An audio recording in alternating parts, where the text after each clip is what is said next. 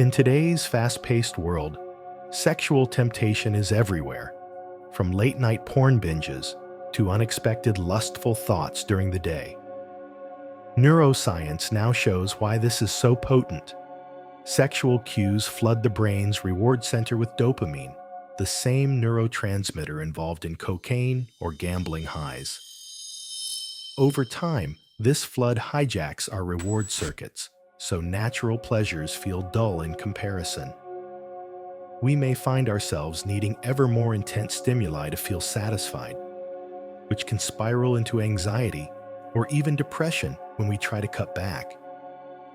In fact, compulsive sexual behavior is recognized by doctors as a real syndrome, an intense focus on sexual fantasies, urges, or behaviors that can't be controlled, causing distress and problems. It can wreck self-esteem, relationships, and work. If you felt glued to your screen or overwhelmed by craving, know that you're not alone and that this struggle isn't new. Long ago, in the ancient Indian city of Vaisali, lived a famous courtesan named Ambapali. She was the most beautiful and desired woman in the land. Yet tradition notes that when she first heard the Buddha's teaching, even her heart was calm and composed. One day, the Buddha and his followers arrived in Vaisali. Ambapali invited them to her home for a meal.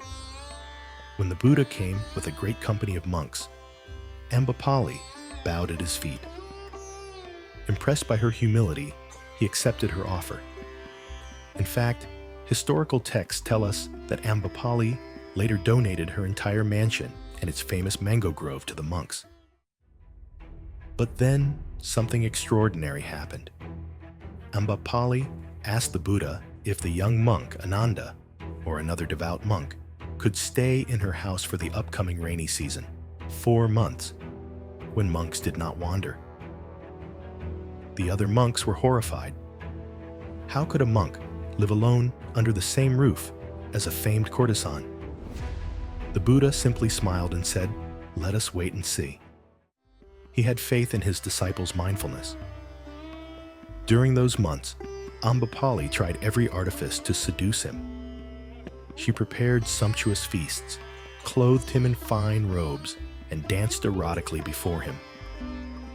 Yet the monk remained unmoved.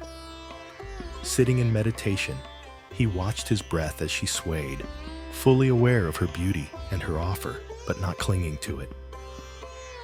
He treated her kindly and respectfully, never once betraying irritation or lust. Day after day, nothing broke his calm vigil.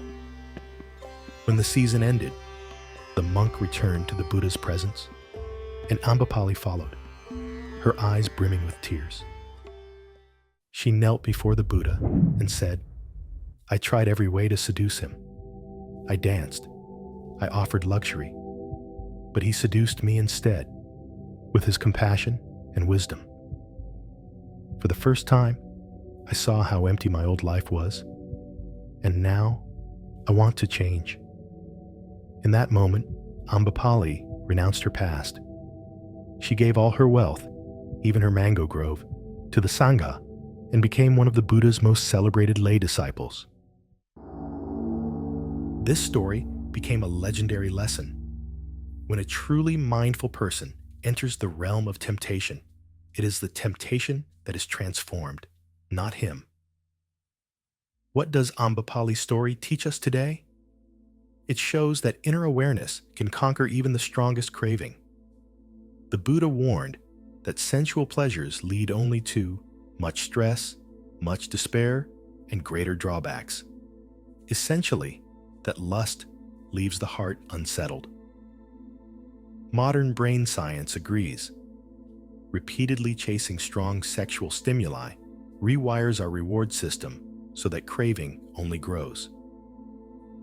But just as the monk kept observing his mind instead of acting on impulse, we can learn to interrupt the craving cycle.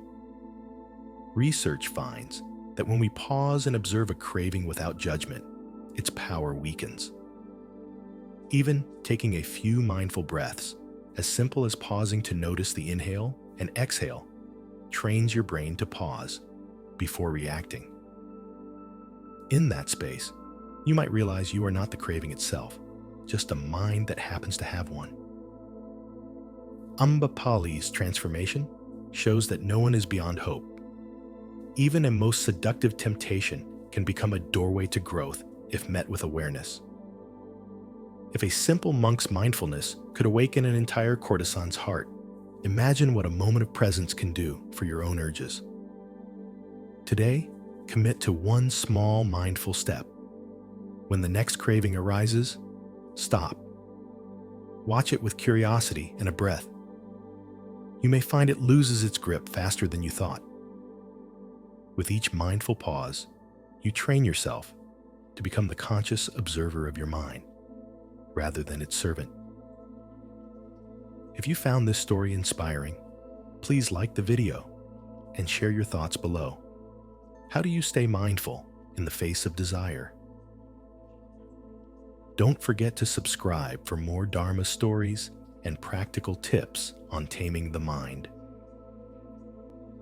Each day is a new chance to practice. Together, let's turn craving into compassion, one breath at a time.